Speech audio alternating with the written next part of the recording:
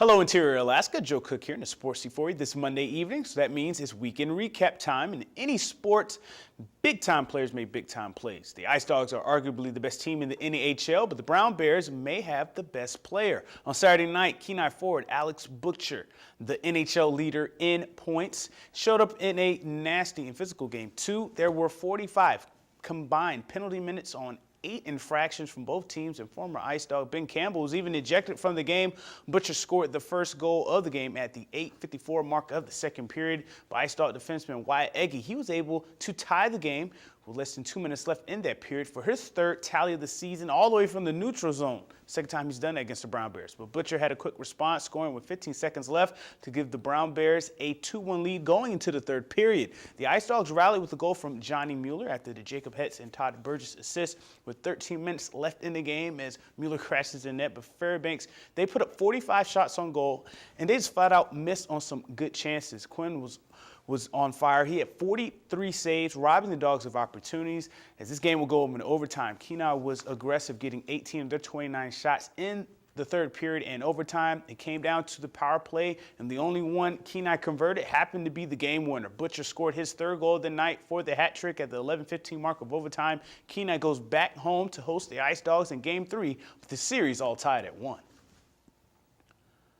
Huge momentum swing after the penalty kill, and we've been playing great. And going on the power play, we knew that was our chance to capitalize, and I was the lucky guy. Zach Quinn, he's number 31, been playing real well all season. We know he can win us games as long as we put pucks in the net and stay behind him. I think big-time players show up when needed most, and he definitely did that tonight, but he didn't do it alone. It took a full team effort. We really wanted to come in and get a game. We had accomplished that goal, and we moved back home starting Tuesday. And after Saturday's loss, the Ice Dogs have had a chance to rest and reassess some things at practice today, going to a critical Game 3 in this best-of-5 series. Game 3 is tomorrow night, and Game 4 is Wednesday night. So a quick turnaround for back-to-back games. This time, the Ice Dogs will be on the road. They leave this evening just before 7 o'clock. Last time Fairbanks was in the Soldotna Sports Center, they split 2 games as well, winning 3-2 in a shootout on Friday and losing 2-4 on Saturday on March 21st and 22nd. Head coach Trevor Stewart believes his team will get back to the basics. And Victor Lilligren reminds us that the Ice Dogs can and have won in Soldotna this season.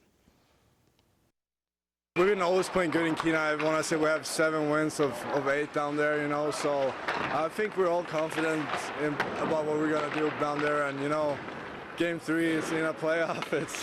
It's really important. Having a better net presence offensively and defending our net defensively, I think those are kind of the 2 things that stood out to us. We know we can't put our back against the wall on Tuesday, so we got to come prepared and just play our game. And at the end of Sunday's 79th International Bonspiel, Greg Persinger adds to his Bonspiel Championship collection. The A final pitted Team Berkeley against Team Persinger. It was close throughout, tied 4-4 in the 6th inning after a Team Berkeley rally from Matt Berkeley, Quinn Evanson, Atticus Wallace, and Ali Halverson. Team Persinger, though, they responded, taking a 5-3 lead in the 7th inning. Persinger, Steve Shuttleworth, John Blake, and Pete Lundquist left the door open for Team Berkeley and company in the 8th inning, but they couldn't capitalize. And Team Persinger, they win this one 6-3, winning the Bonspiel, and that's 9 Bonspiel titles for Greg Persinger.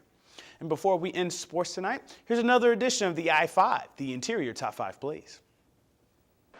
At number 5, Hans Gorowski with a sick backhand goal on Friday night's 3-0 victory over the Brown Bears in Game 1, the Midwest semifinal series. At number 4, a couple of runners, Jane Langford and A.J. Chirac win the Spring Fling run, the running season opener, Langford in 22:47 and Chirac in 17:14. At number 3, Kevin Aldridge makes 23 saves in his playoff debut, shutting out the Brown Bears 3-0 on Friday night. At number 2, the Persingers' dominance in curling continues at the 79th International Bonspiel as Team Persinger's 6-3 win over Team Berkeley gives Greg Persinger 9 Bonspiel titles. At number 1, another crazy goal from Wyatt Egge. His third goal of the year is the second one from the neutral zone against Kenai this year. Kenai wins, though, 3-2 in OT on Saturday. To pick the play of the week, comment on the post on the KTVF Facebook, Twitter, and YouTube pages and let us know the top play. The play of the week will be announced on Friday. The I-5 Sports Report is brought to you by Adient Orthopedic Physical Therapy. And that'll do it for sports tonight. Thanks for rocking with me for a little while. Your full weather forecast is next, and we'll catch you next time.